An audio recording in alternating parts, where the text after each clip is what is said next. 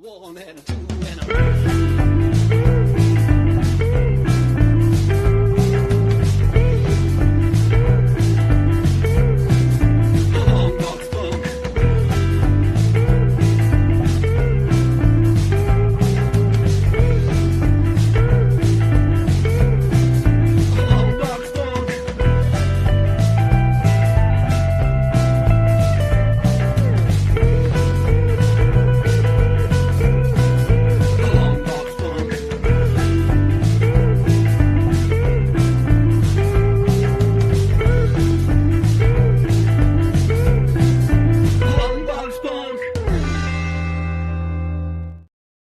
And just like that, if I get this thing going, we are live right here on another brand new live stream on Long Box Punk. That's me, I'm the Punk, and I am joined not just by Nathan Price, but also by Carl Bourne over here. The A's are not at all part of it. It's Nathan Price and Carl Bourne. Guys, thanks for joining me and hanging out with me on a Sunday. I'm excited to talk comics with the two of you. And we're excited to talk comics with you too. Just bursting with excitement. I get it. I understand. I like to come in hot sometimes. So before we get into Of Thunder, which is fully funded on Kickstarter, which is linked in the description below, and only running for a few short days remaining, before we get into that, I want to first know, like, what your origin story is. How did the two of you get into comics and creating comics, and like what really led us to Of Thunder issues 1 and 2? And I'll let the two of you rock, paper, scissors for who's going to go first. A solitary point, Carl. You just pointed to Chris, not me. On my screen, it's you. So, yes. What's your origin story, Chris? Well, a long time ago, my mother and father met each other. I was born in a bog somewhere in Florida. That's outstanding. So Carl, how'd you get into comics? We kind of similar origin stories, because I'm a Chris Claremont X-Men kid that got into comics with that as the gateway, and then from there it led to Frank Miller, and from there just anything and everything. Vertigo, European comics. I love Mobius. I went to the Kubert School, and just I've always been drawing. I can't stop. Someone please help me. For better or for worse. So what was the Kubert School like? Was it just like show up to class and all right, we're drawing capes today, all right, we're drawing villains like what was that experience similar like? Yeah, I mean first off, it was like 12-hour days, so 3 hours in the morning, 3 hours after lunch, and each class was required to give homework due the next week. So yeah, 10 classes a week. I think I worked 12-hour days, except I took Friday nights off and half days off on Saturday. Okay. And it was teaching through criticism. Like there'd be a quick lesson, but mostly you just drew and drew and drew, and you brought your drawing in the next week, and they would just rip it to shreds. Fantastic. And you not make those mistakes anymore. Teaching through shaming. I love that. I don't know if they still do that. I don't know if that goes over too well. I'm Generation X. I mean, I went to school in the 90s with them. Joe Kubert was still teaching. I imagine it's still the same though. I mean, it's there's a reason that it's one of the most respected art schools, like specific, like for comic creators. So they got to be doing something right. But yeah, I don't know that I have the thick enough skin to put my artwork in front of professors to just shred it up. Because I don't know that I would have that in me. I found that when everyone else was getting it just as much as you were, then it was okay. Like I you're mean, all in the there suck was- together. Yeah. There was that one kid that just stormed up and pulled the illustration board off the wall and snapped it over his knee and walked out. We never saw him again. Sure. Most of us just dealt with it. Yeah. Moved Yeah. on. Your mistakes. That's awesome. And so, Nate, for you, for those that haven't heard your story before, how'd you get into comics? I'm not really into comics. Outstanding. I guess I'm a storyteller. So I started reading comics in the 90s. I mean, basic Image fanfare. Went to the military, got into filmmaking after that, and I found comics to be a medium that is agreeable with my limitations. And we started with Night of the Chihuahuas about 4 years ago. For anybody that doesn't know us, we have a publishing company called Pork Chop Express, and we have some titles like Night of the Chihuahuas, The Family Man, Trip, and now working on Up Thunder with Carl. I do love comics. I do not have the extensive knowledge that some people have, like, you know, Gambit stubbed his toe in X-Men 43, and like I'm sorry to those people that are true to it. I'm not like into it that much. I do read some kind of obscure indie stuff that I really like. What was it? Here. Because we put out Drip, and I found this book called Epitaph, which is also a graffiti. And it's not at all what I thought it would be. I really enjoyed it. But nice. I'm not like, I don't know, like true comics. I don't know how to say it, but I love the medium. I love a lot. I love a lot of the people that I've met in comics, and it's become kind of a fun labor of love. I thought I was going to figure out the magic key and make it profitable very quickly, and it's not happening. So we're just kind of marching down the road and doing Kickstarters. Yeah. It's a weird cycle of like creators get into it for either like for the love of comics, and they hear, oh, there might be a way that I can turn a profit on this, or they go into it like, I'm not going to make any money, so I'm just going to make cool books anyway, and, you know, cover funding costs and all of that stuff. And I know that's how our approach has been with our comics, of like, we're not making any money. We just want to make comics for the sake of making comics. So we set our stuff super low so that they get made. And because I noticed your initial goal for Up Thunder was $500. So I was like, oh, they're making $0 and probably honestly losing some money in the production of it. But like, is it because of that love of storytelling and creating that you're able to like set crowdfunding goals that are $500, knowing like that's not going to cover all the things that we need to have covered, or does it? Well, the thing with Up Thunder is we've been greatly influenced by like horror comedy.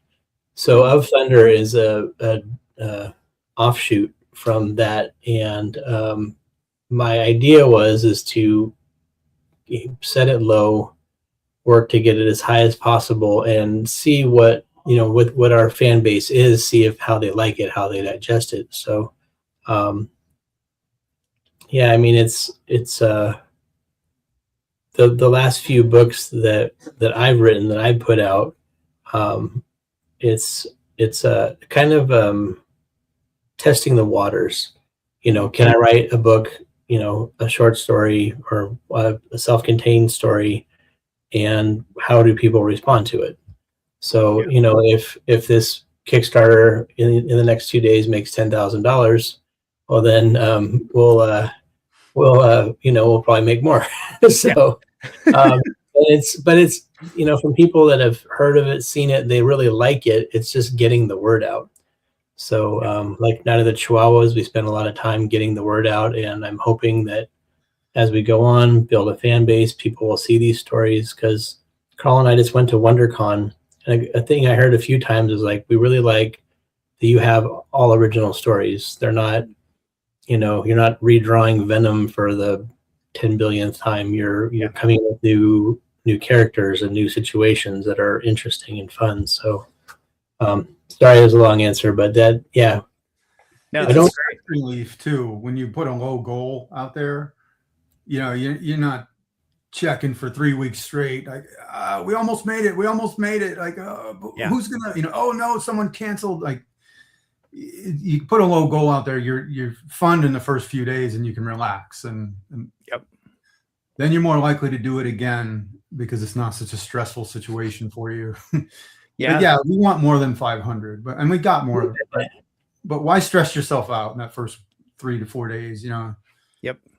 And Carl and I are semi-retired, so it's easier to take a little bit of a hit. And thanks, Elon Musk. I was a federal employee. Oh, fun. Okay, got it. I'll leave that alone. I was gonna say that's a whole separate podcast, I feel like.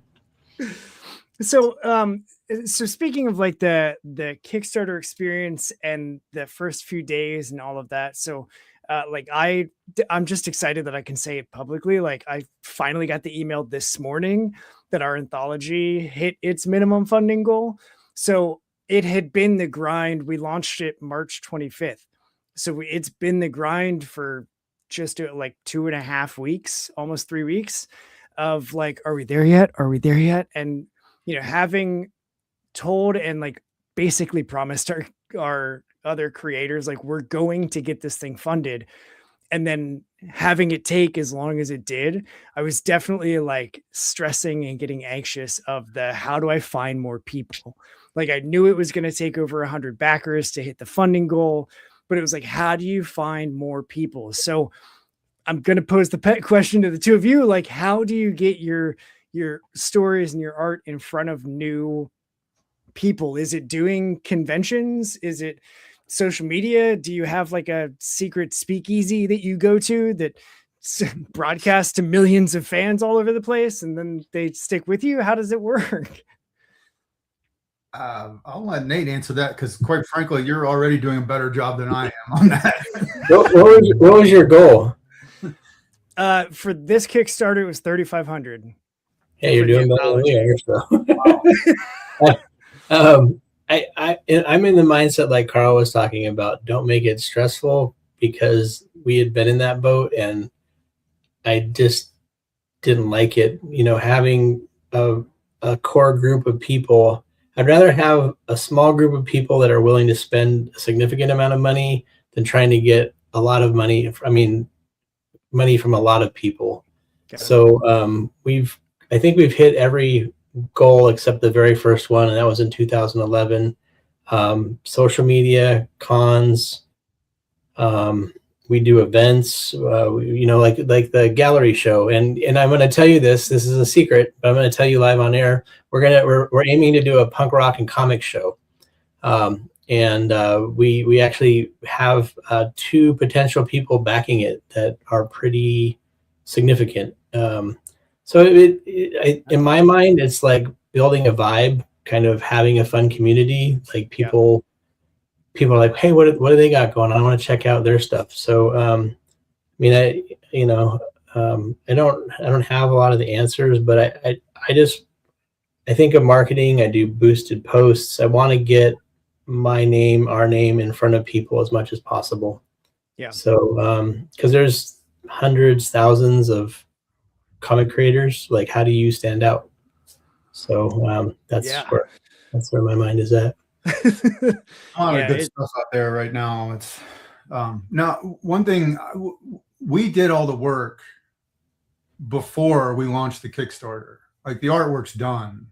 Okay. There's nobody that needs to get paid except the printer, at this point. And then, the more people order it, the more we'll pay the printer. But that's fine either way. It'd be great to get enough people to order that we get the big discount, but the quantity discount. But it's fine. Like, if you order the book, you're gonna get it. Like, it's done, and already enough people supported it to pay the printer, so we're good.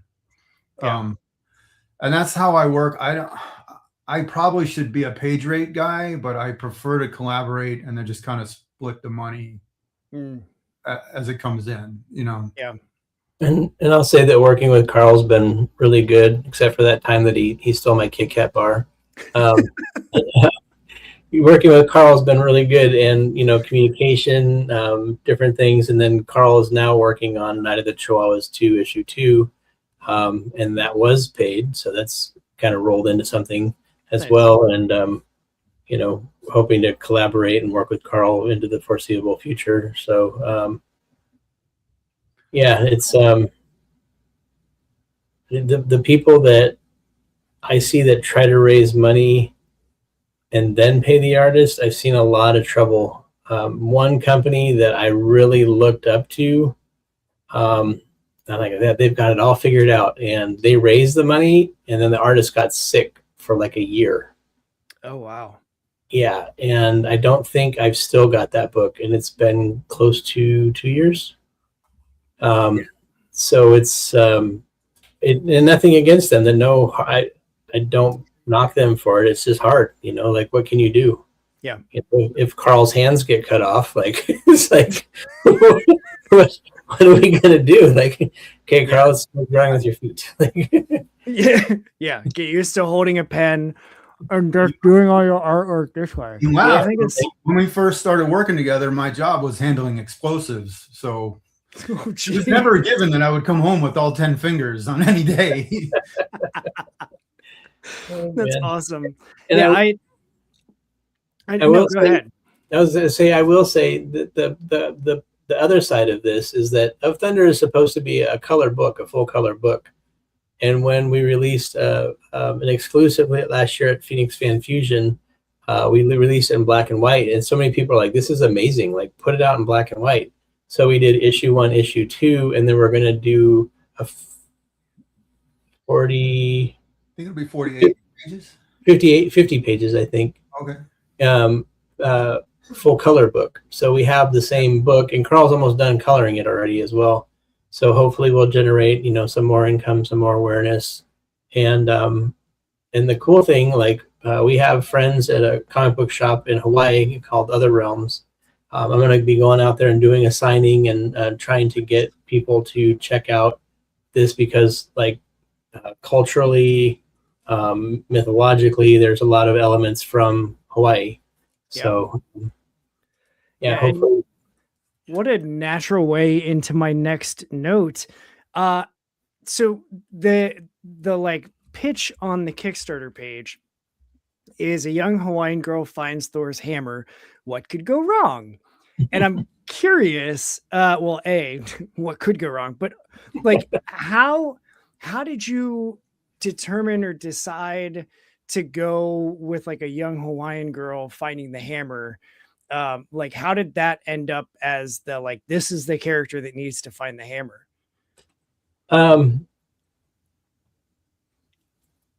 In my mind, originally, it was some Native American indigenous person.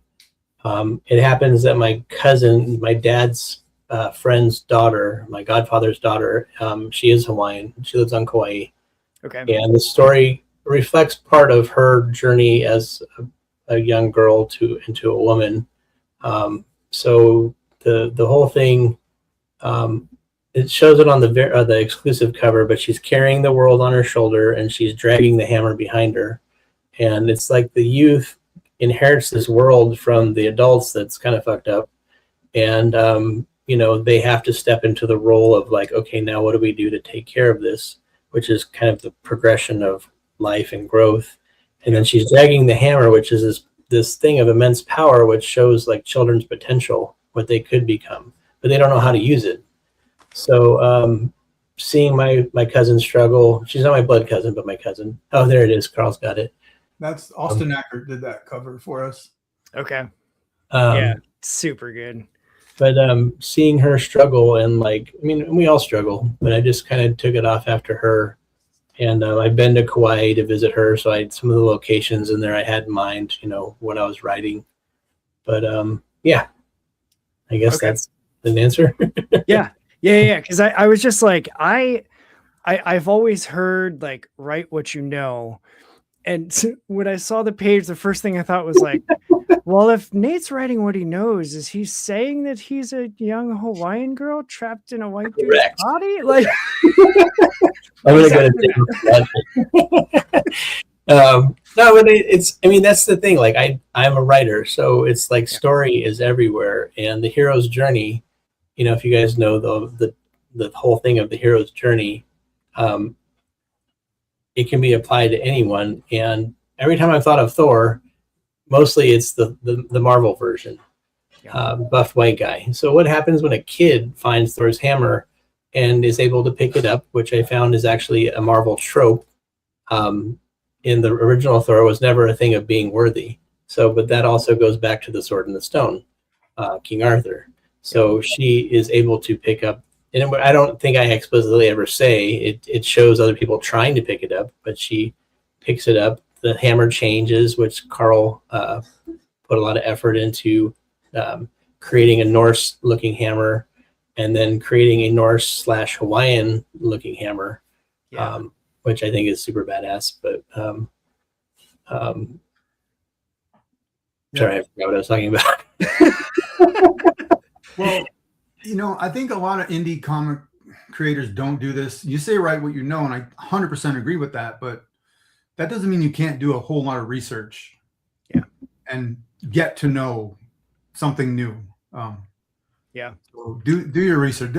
I know a lot of people don't want to read nonfiction because it's boring in order to create fiction, but I do a lot of that. It really helps.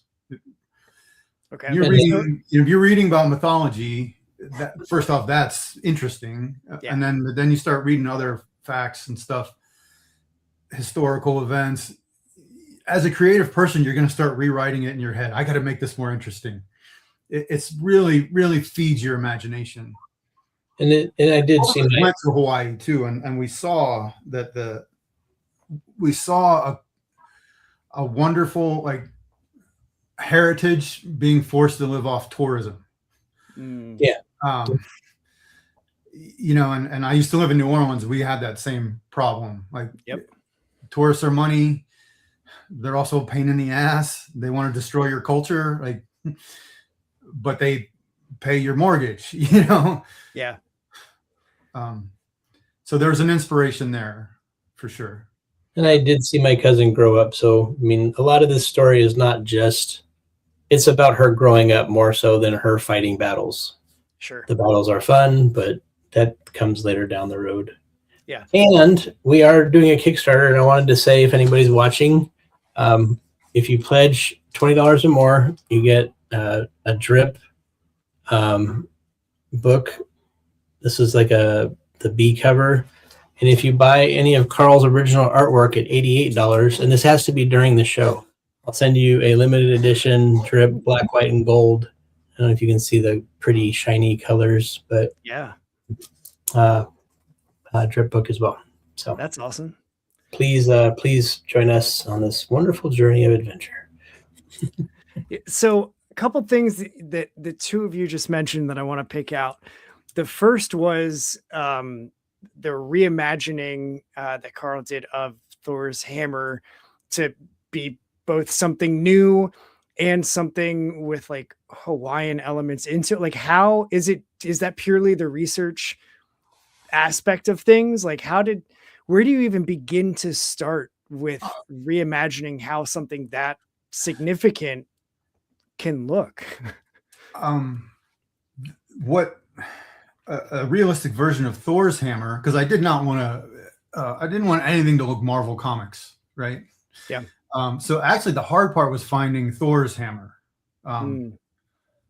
because there's a lot of different opinions, even among serious historians who study this stuff.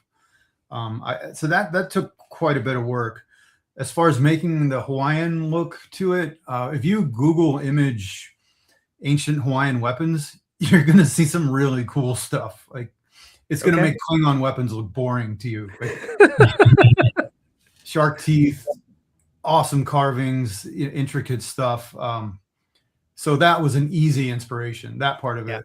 And then it's just playing Tetris, like how much of the Norse and the Hawaiian stuff can I fit together? Just lots drawing. The beginning of drawing is just lots of thumbnails, and then like photography, you take 100 pictures to get your one good one.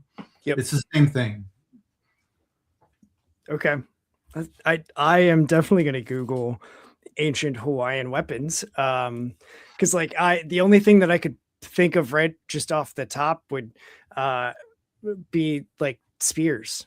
So, cause fishing and the spears, and I don't know why that's what my brain thinks. Like, yeah, they just have spears. So that's me being ignorant. Right. Yeah. Spears. And I knew there would be some intricate carving, but no, there a lot of stuff came up. That's cool. And just surround yourself with influences too that you want. Like I've got, because why not? Why not just own a megalodon tooth and have it in your art studio, and that will someday give you a cool idea. Yeah. Just be conscious of the influences you surround yourself with. And I do think that's a creative brain thing of like having stuff around you basically at all times that is just inspiring your brain to continue churning through different ideas. So I'm going to follow that then with like, when you were crafting the story, both writing and doing the artwork for it, was it pretty much like okay, now I just need to focus on Norse mythology and the Hawaiian Islands and the culture? Or was it also like, yeah, but there's also this really cool thing that I saw that this robot's doing that I can work into some mechanic of something? Like, do you focus in when you're in the creation process on just the things that you're creating? Or is it still like a wide open funnel to take in everything you can? On my side of things, this has been really challenging because there's a term for it of like the blending of two cultures. And you're also stepping on some like sacred ground because people were really protective over their culture. Yeah.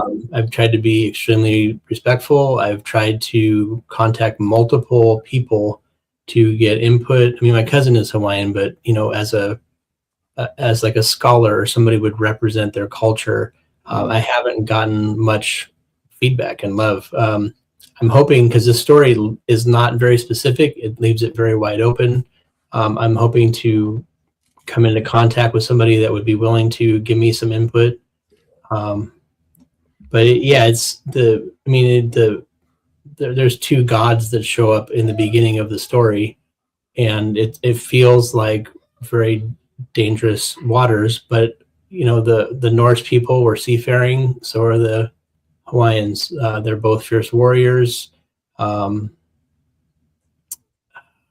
think there was something else. There was three things, but I thought like the combination of these two, and then picking this young girl, because they actually choose her specifically for a reason. So, yeah, that's my side of it. I don't know what Carl's input is.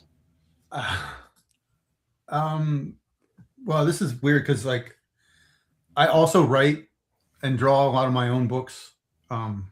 This is the first time I worked with someone else writing, so I don't want to get in the writer's way. I just want to piggyback off whatever he's doing and try to improve upon it, and without leaving the original idea. When I write, when I create, I believe in that. If you're familiar with the book Invisible Ink, Brian McDonald, I think. I don't think so. You should definitely read that. Every writer should read that. You got to have almost like a thesis statement. You got to have that North Star. What's the point of this? Like Nate's point is this girl is inheriting all the problems of the world and has to carry the weight of the world on her shoulders and do right with this hammer, with this powerful thing, so everything about your story should serve that. If you think of an idea with the coolest robot in the world or the funniest joke in the world, and it doesn't fit that North Star or whatever you want to call it, the aperture, your construction beams, the spine, there's all kinds of words for it. Yeah. If it doesn't fit that main point of the story, you have to kill it. It sucks, but you got to kill your darlings sometimes. Yeah. I say chain them up in the basement and use them for another story later on. But what a visceral way to say that. I mean, it makes it easier to cut it from the story, right? I'm not killing it. It's just not using it today, you know? Right. Yeah, there's definitely stuff as we have been working in the background on the next like full chapter of our flagship title. There's definitely stuff that was in the first draft that after rereading it, it was like, we think this is amazing and super hysterical, but it doesn't fit that character. And that moment doesn't need that. It was just something funny that we thought of. So like, strike through, like delete that and, rework the page if we need to. And it isn't easy because you're right. Like in the moment, I was thinking of a specific joke, like of a pun or whatever. And it was just like, that's the funniest damn thing I've written in an hour. And then I have to cut it because he's not the joke teller. And we already have a bunch of jokes in that scene. Like we can't just keep beating that dead horse. So yeah, it does suck though. You know what sucks? Like if you were making an indie film, you could cut that scene and then put it at the end, in the deleted scenes or whatever. But if you ask an artist, hey, can you draw these 4 pages? You just spend all month drawing this along with working with your day job and not getting paid. Mm-hmm. Just so we can have an outtake, as a stretch goal. Like they're gonna be like, no, you're insane. I do love that idea. See, now you just put a bad idea in my head because I love the idea of like, these are panels that we had to cut and just like, here they are, insert it here between this panel and that panel on this page. I can tell you as an artist, I wouldn't mind doing that if you let me just do the roughs. Not super polished. Inks and letter, let me do the roughs and just a half-assed lettering job so that it's still legible. That wouldn't be a bad idea at all, really. Yeah, because I've watched. I'm the special features junkie when DVDs had that whole second disc of nothing but the special features. I would be the one that would watch we only ever got to the thumbnailing process with this one scene, but we ended up having the actors record the voiceover anyway because it was just fun to see what could have been. And I'm the person that watches that and I'm like, that's freaking awesome. Like I wish that was part of the thing, but I totally get it. And also like my collaborators in the chat. So any bad idea that I have, he is fully aware of, but he likes it too. So maybe, who knows? Maybe that'll be a thing. Cause I think that's a fun idea. Because there's plenty that ends up getting cut. Have you ever taken stuff that you've cut and built a whole new project around that one thing because it was so sticky for you? No, I don't think so. My mind is an ongoing story. So I'm really writing 3 different stories right now, and I'm like actually started interconnecting things because it's like fun with like little Easter eggs and stuff. Like, I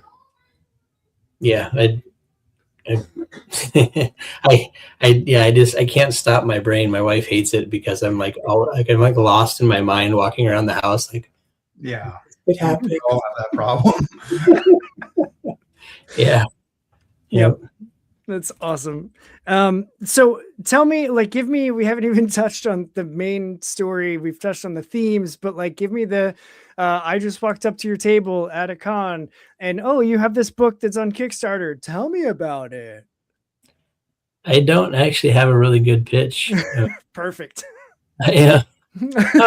It's like, I gave you kind of a rough, but it's really there's going to be like fights with like armies and aliens and like all this stuff. I have I'd tell you how if we go forward, issue 3, the beginning will be her in a fight with aliens, but the words will be a Hawaiian poem. So I'm trying to work with a real poet from Hawaii to like make this authentic. But we'll see. Her name is Kalani. We'll see her grow. She'll fall in love for the first time. She'll have her heart broken. Like it's not an average story of like action and things like that. There'll be all that, but really, it's the story of a young woman growing up. And I know the ending.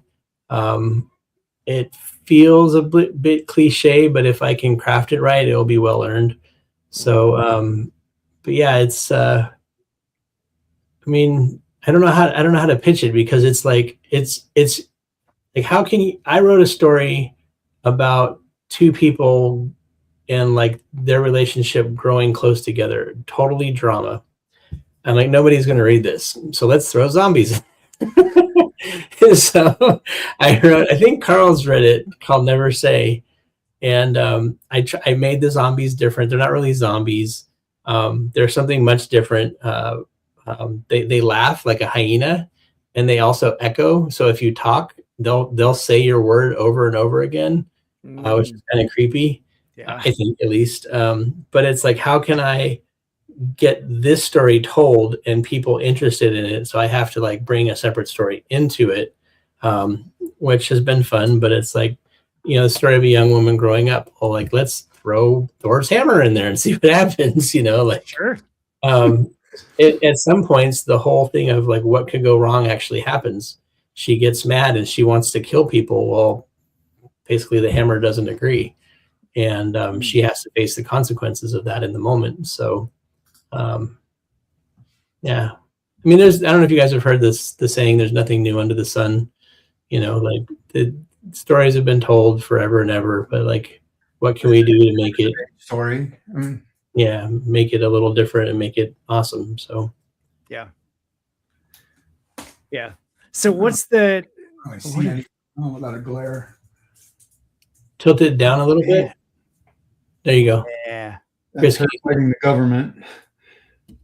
Outstanding. I like her more.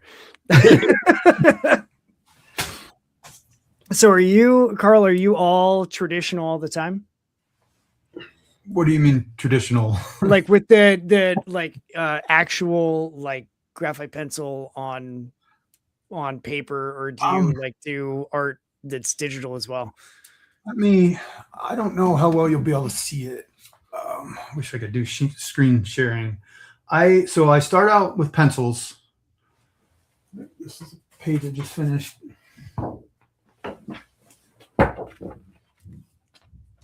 Okay. Dang on. I know, right? Jeez. And then I color them in Photoshop. So here, okay. Here's like a before and after. Got it. Okay. I'm sorry, there's a glare on the screen. Nah, that's no worries at all. So you do the pencils and then you scan it. Do you do inks digitally as well? So I don't ink. That is okay. Where things get different for me. I do. You can see it's a shaded pencil drawing. Yeah.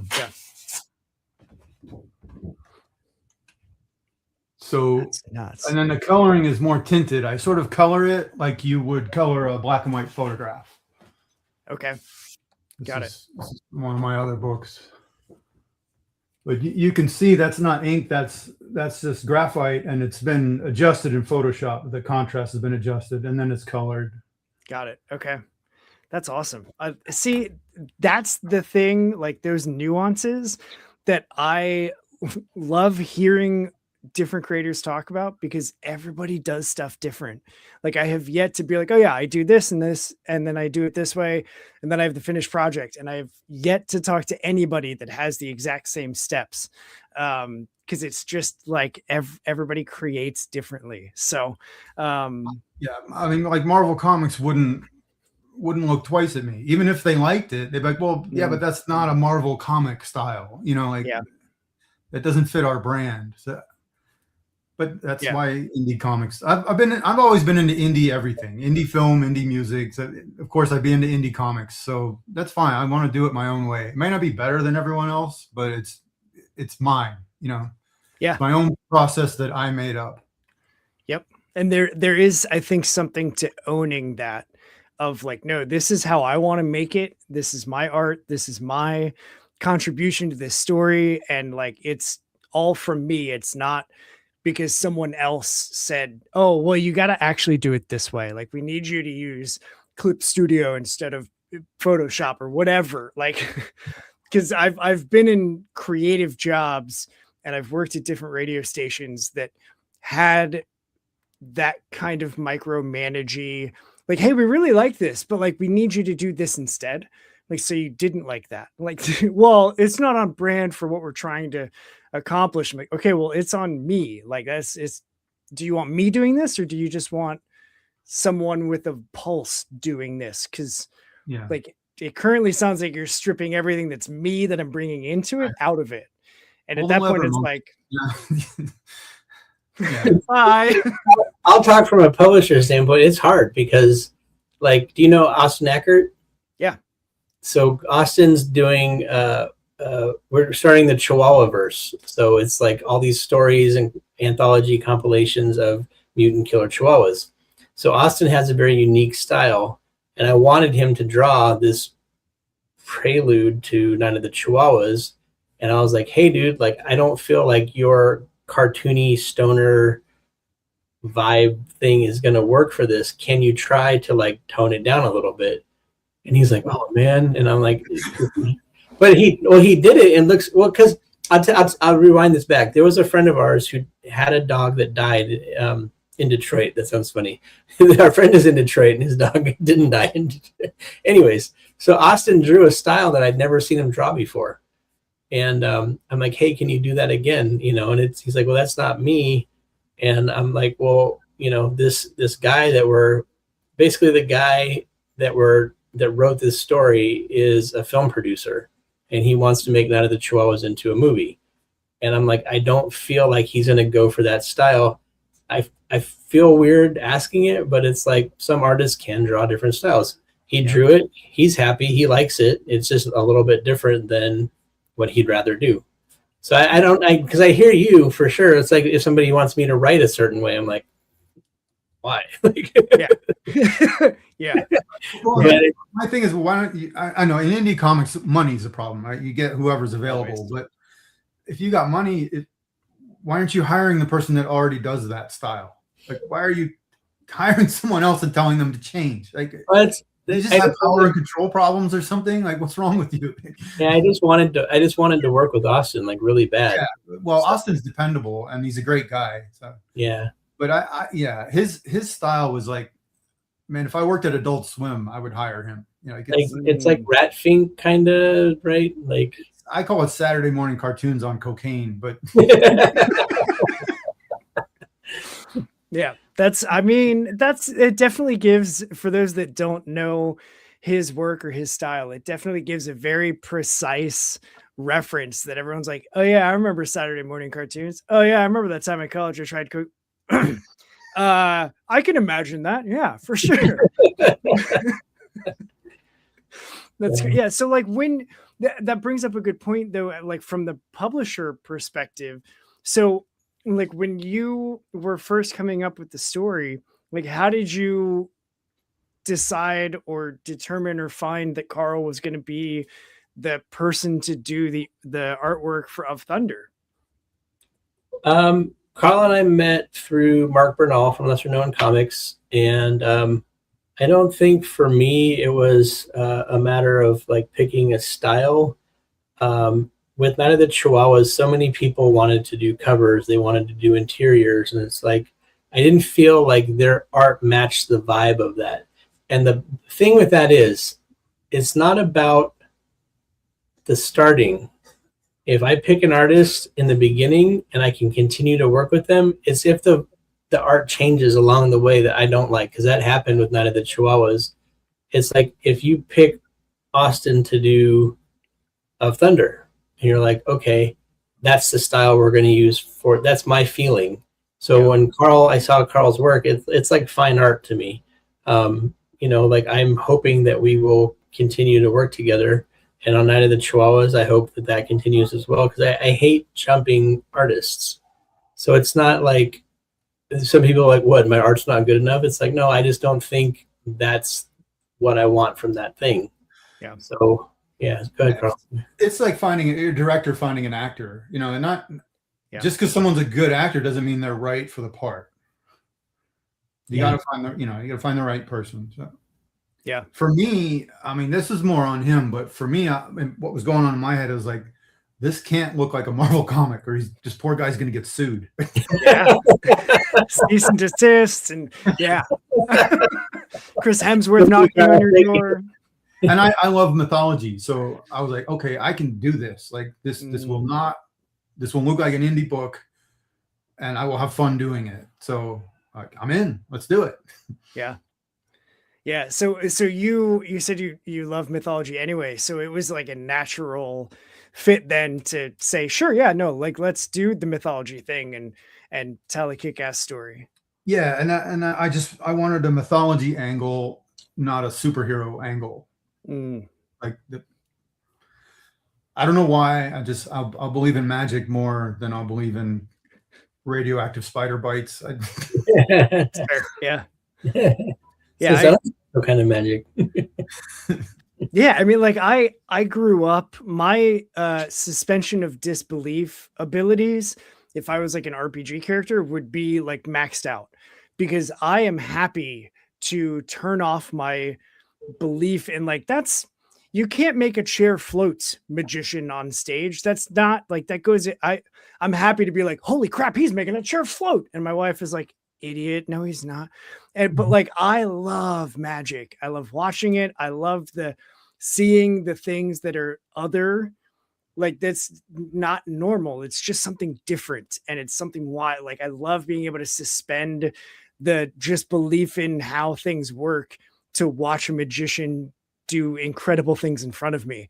And I just have always been that way. So I totally agree with like it's easier for me I was a big fan of Egypt when I was a kid, and like everything was Egyptian and everything was mummies and King Tut. And I never liked gold though, but like I always loved Egypt. And with that came all of the Egyptian gods.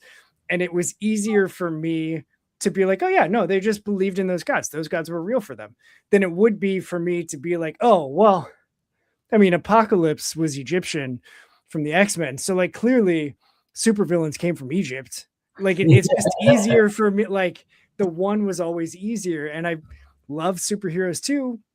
Definitely went through the big phase, but it's just like, it's the mythology and I think the deep rooted lore that comes with that is definitely something that I'm just like super into. And it's like, no, tell me about it.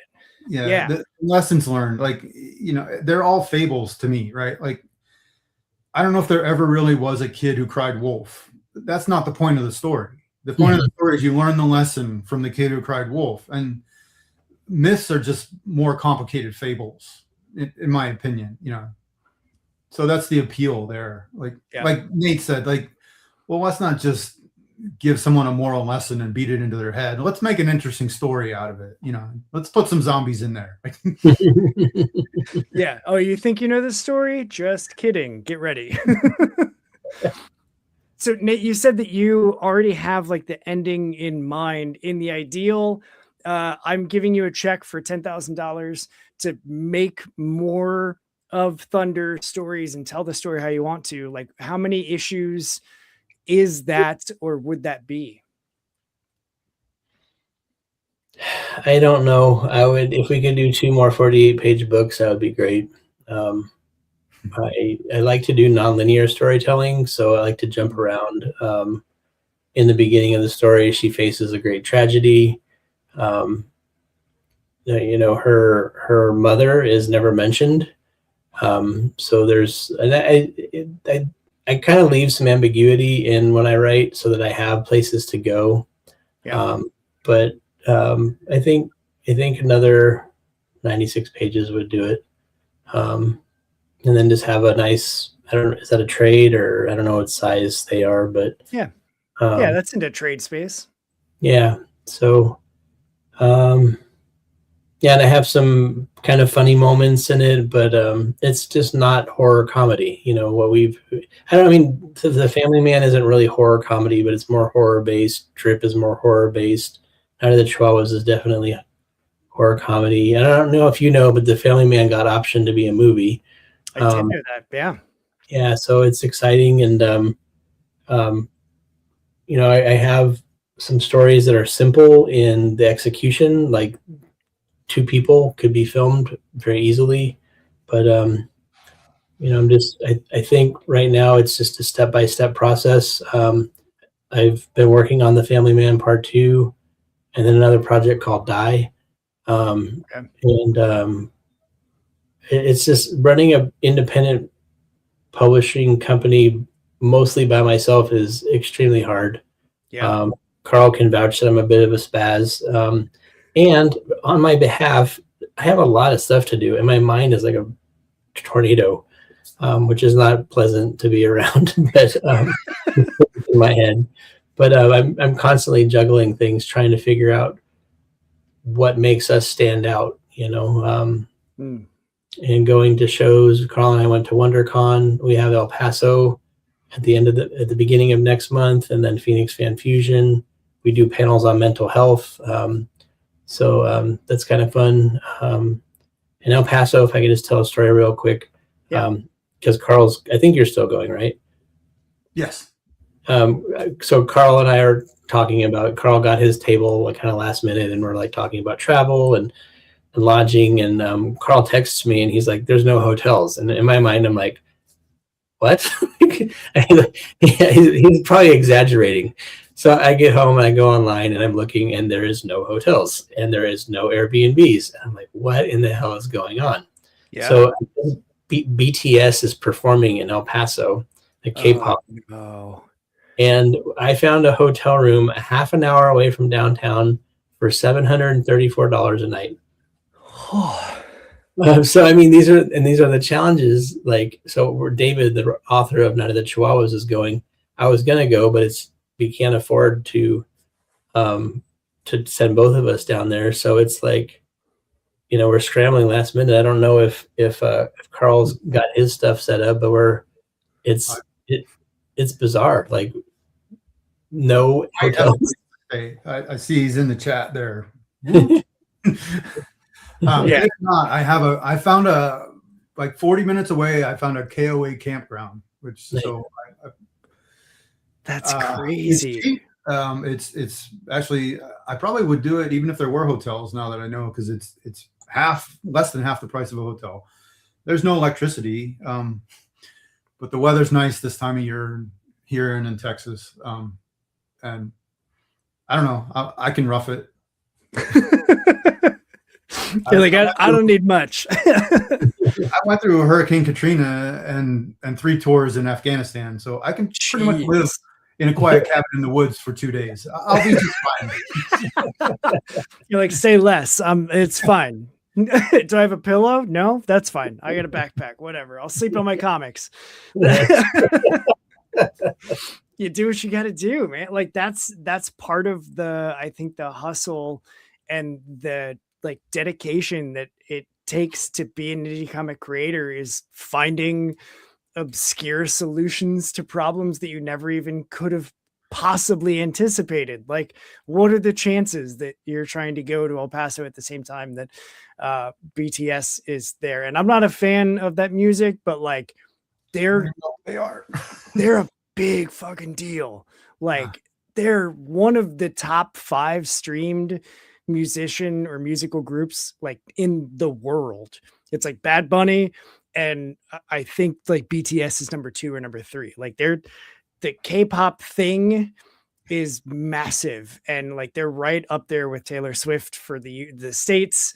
It's just like yeah, so the chances of having someone that's drawing in that big of a crowd But why El Paso? I was actually making a joke. I'm like wondering if like the cartel, like the heads of the cartels want to send their kids over there. So they're like, well, we'll put $10 million into this if you put it in El Paso. Like, we're going to be in El Paso. Right. That's like WWE going to Saudi Arabia for all of the shows that they do over there. Like, it's paid for by blood money. Yeah. Wrestling is huge in the Middle East. Really? Yeah. Huge. Yeah. They televise like wrestling, like collegiate wrestling, Brazilian Jiu-Jitsu championships. That stuff is prime time in the Middle East. They love it. Yeah. Real and fake wrestling or professional wrestling, whatever you want to call it. They love it. Whoa. Hey, buddy.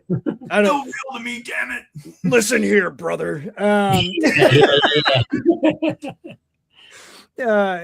That's good stuff, man. I don't have any more notes, and it's not just because you said fake. But I got two more things that I want to do. The first is super easy. We're gonna pose, and I'm gonna take a screenshot and use this as the YouTube thumbnail. I don't have a theme, so we'll just Thor's lightning. I don't have any Shakas. Oh yeah. Okay, cool. All right, so 3, 2, 1. Perfect. The other thing is something that I do every single stream, and that's I like to end every stream. If you're new here, thank you, welcome. And also, I always like to end every stream by just turning the floor over to the creators. I talk to people literally all over the world, which is insane. It still blows my mind. I'm beyond just like grateful to have the opportunity to talk to creators that are all over the place and to lean into that and celebrate the differences, but also recognize that we share the similarity of loving to make and enjoy and tell stories and enjoy art and comics.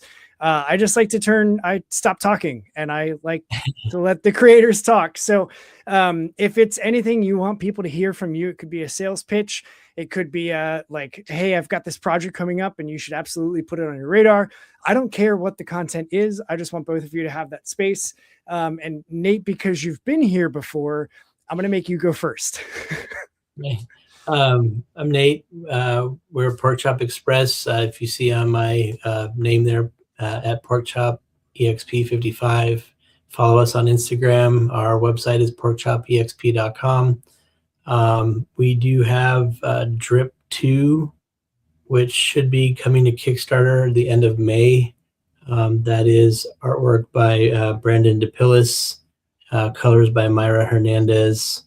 And it's the story of a young graffiti artist who is murdered and his spirit comes back for retribution. We're going to be in El Paso May 1st through 3rd. We'll also be doing Free Comic Book Day at a few locations across the U.S. And then on to Fan Fusion. And we're doing panel on mental health, artist therapy. If anybody's interested in that or bringing it to their city or whatever, please message me. And please, if you didn't see already, if you want to back Of Thunder, our Kickstarter, we've got about 2 more days. Any backer over $20 will get a free copy of Drip. This is the Virgin. And then if you back some of Carl's authentic original artwork, you get a black and white and gold foil. And this is a limited edition book. So, and thank you for having us. Absolutely. Carl? Okay, I'm just going to pitch away. I have a bunch of other books. If you're going to buy one book, get Of Thunder. Support the Kickstarter. But also check out my website. I should have typed it in somewhere. It's ratracecomics.com.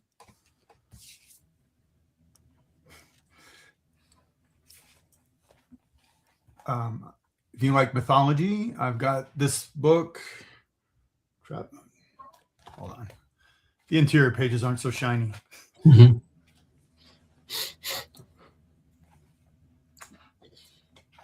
A lot of Greek and Egyptian mythology.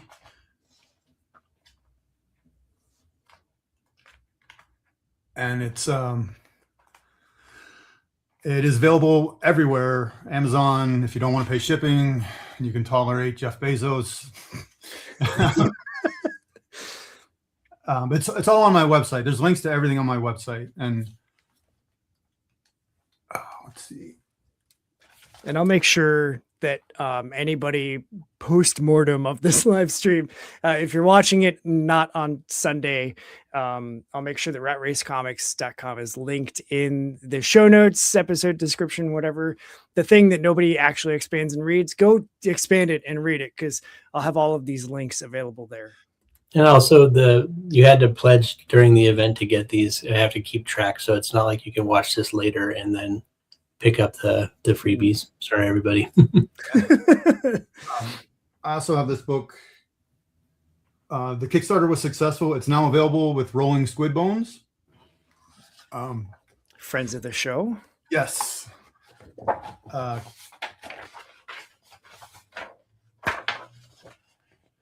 And issue 2 is done except for some edits. So the Kickstarter for that will be coming out soon. And those pages I was holding up are this is kind of a psychedelic horror about a guy who is schizophrenic and taking a lot of hallucinogens and thinks he is a reincarnated Aztec warrior.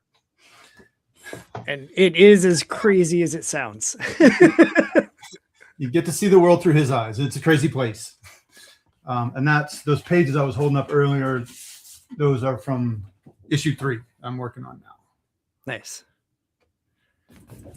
So it will get done. It's a 3-issue limited series.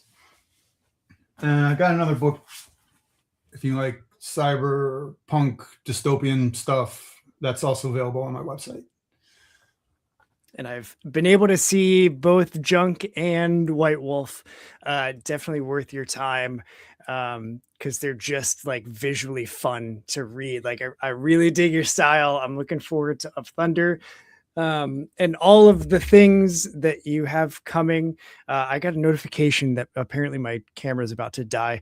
So that's why I'm like, I got to make sure that this. I want to say one more thing is Night of the 12 issue 2 will be coming out sometime after June. So we have to get that all set up too. I drew that one. I took over that book. And it's awesome. I want to say a part, but I don't want to ruin it because it has a chihuahua entering somewhere. They just keep getting meaner. Yes. I love it. I love mean and angry chihuahuas. Write something for the Chihuahua verse and I'll draw it. Yes. There you go.